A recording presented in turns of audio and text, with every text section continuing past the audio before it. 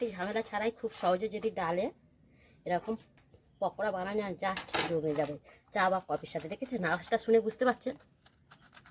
দেখুন ওপরটা কতটা মচমচে খাস্তা, আর ভিতরটা দেখুন একদম দেখেছেন নরম। দেখলেই মনে হবে যেন একটা পেঁয়াজির বড়া। কীভাবে এই রেসিপিটা বানিয়েছি চলুন দেখা যাক। বন্ধুরা, আজ আমি বানাবো মুসুর ডালের খুব সহজে একটা পকোড়ার রেসিপি। না বাটাবাটি ঝামেলা, খুব সহজেই মাত্র 10 মিনিটেই পকোড়াটা হয়ে যাবে। দেখুন তার জন্য এখানে আমি এক বাটি ডাল নিয়ে নিয়েছি। এবার হাফ ডালটা আমি ভিজিয়ে দেবো 10 মিনিটের জন্য। দেখুন এখানে হাফ ডালটা নিয়ে নিচ্ছি একটা জায়গার মধ্যে, আর হাফটা আমি দেখুন হাফ ডালটা আমি একটু জল দিয়ে ভালো করে দুবার তিনবার ধুয়ে একটু ভিজিয়ে রেখে দেবো মাত্র 10 মিনিট, বেশিক্ষণ না, মাত্র 10 মিনিটের জন্য ভিজিয়ে রেখে দেবো। দেখুন 4 বার আমি ডালটা ধুয়ে নিচ্ছি। এবার ডালটাকে আমি ভিজিয়ে রেখে দিয়ে সাইডে রেখে দিচ্ছি। আর এখানে দেখুন একটা মিক্সিং বোল নিয়ে নিয়েছি। এই বোলের মধ্যে বাকি ডালটা আমি একটু গুঁড়ো করে নিয়ে আসবো। দেখুন ডালটা এখানে আমি একদম গুঁড়ো করে নিয়ে এসেছি, দেখেছেন। এবার চলুন কয়েকটা পেঁয়াজ কুচিয়ে নেব। দেখুন বন্ধুরা 10 মিনিট পরে আমি কিছু পেঁয়াজ কেটে নিয়ে এসেছি। দেখুন লম্বা লম্বা করে পেঁয়াজ কুচিয়ে নিয়ে এসেছি, কয়েকটা কারি পাতা কুচিয়ে নিয়েছি, কিছুটা রসুন গ্রেট করে নিয়েছি, আদা গ্রেট করে নিয়েছি, কাঁচা লঙ্কা কুচিয়ে নিয়েছি। এবার এখানে দেখুন একটা জায়গা নিয়ে নিয়েছি। এই জায়গার মধ্যে আমি পেঁয়াজ কুচিগুলো দিয়ে দেব। পেঁয়াজ কুচির মধ্যে দেব স্বাদ মতন লবণ। লবণটা দিয়ে আমি পেঁয়াজটা একটু ভালো করে মাখিয়ে নেব।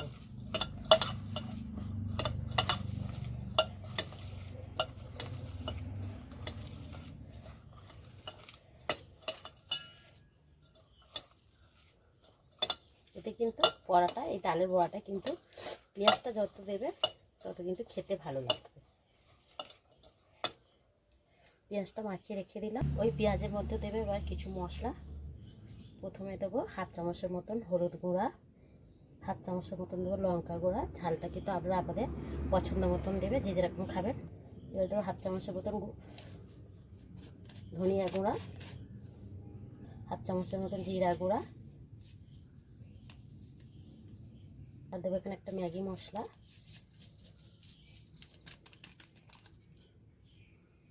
আর দেবো হাফ চামচের মতন গরম মশলা, আর কেটে রাখা কারি পাতা কুচি, কাঁচা লঙ্কা কুচি, আদা গ্রেট করে রাখা। এবার দিয়ে দেবো রসুন গ্রেট করে রাখা। দেখুন এখানে আমি ডালগুলো জল ঝরা দিয়ে দিয়েছিলাম একটা ছাঁকুনিতে। এবার ডালটা দিয়ে দিলাম, গোটা মুসুর ডালটা। এবার সব কটা একসাথে ভালো করে মাখিয়ে নেব।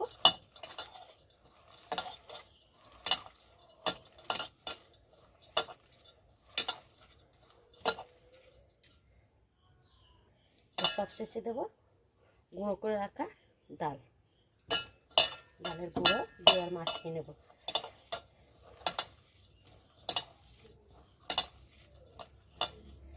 আপনাদের যে আমি দই কাতলার রেসিপিটা ছেড়েছিলাম ওটা কিন্তু আমার ভিডিও অনেকটা কেটে গিয়েছে, ভাজা বা কড়াটা কেটে গেছে। আপনারা কিছু মনে করবেন না, আপনারা যদি দেখতে আবার চান বলবেন, আমি আবার পুরো ভিডিওটা কিন্তু আপনাদের ছেড়ে দেখাবো। যেহেতু আমি তো নিজে এডিট করি, আমি পুরো এখনও কিন্তু এডিট করাটা শিখিনি, তাই আমার খুবই অসুবিধা হয়। আর নিজেই আমাকে ভিডিও করতে হয়, ধরার মতো লোক আমি পাই না।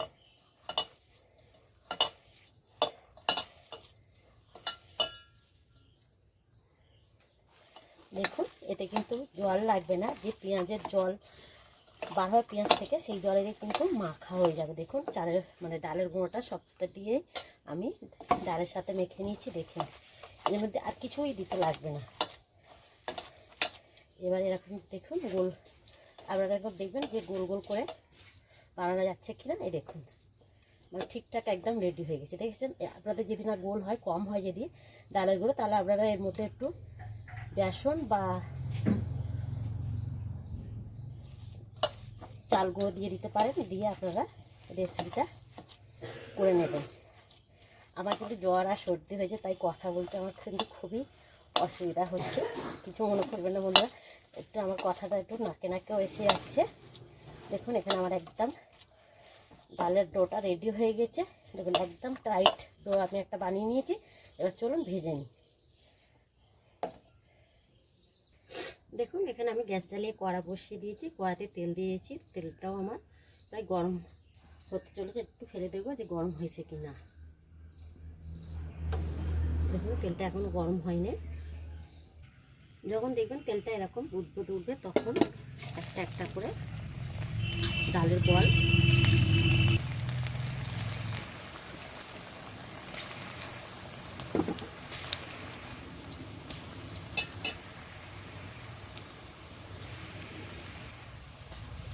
এই সময় কিন্তু গ্যাসের আঁচটা একটু লো করে রাখতে হবে, নাহলে ওপর থেকে কিন্তু ডালগুলো তাড়াতাড়ি হয়ে যাবে আর নিচেটা কিন্তু কাঁচা থাকবে। তাই আস্তে করে দিয়ে একদম লো টু মিডিয়ামে রাখতে হবে। ডালের বড়াগুলো দিয়ে আস্তে আস্তে 1 পিঠ হতে দেব। এবার আমি 1 পিঠ উল্টে দেব। দেখুন একদম কিন্তু ভাঙে না, দেখে নিন, দেখেছেন? খুব সহজেই কিন্তু এই ডালের পকোড়াগুলো কিন্তু বানানো যায়, আর খেতেও কিন্তু খুব সুস্বাদু হয়। আপনারা চা বা কফির সাথে একবার এরকমভাবে বানিয়ে দেখবেন। এখানে দেখুন উল্টে পাল্টে আমি লাল লাল করে ভেজে নিয়েছি। দেখুন দেখছেন কালারটা কতটা সুন্দর এসছে। এবার আমি তুলে নেব।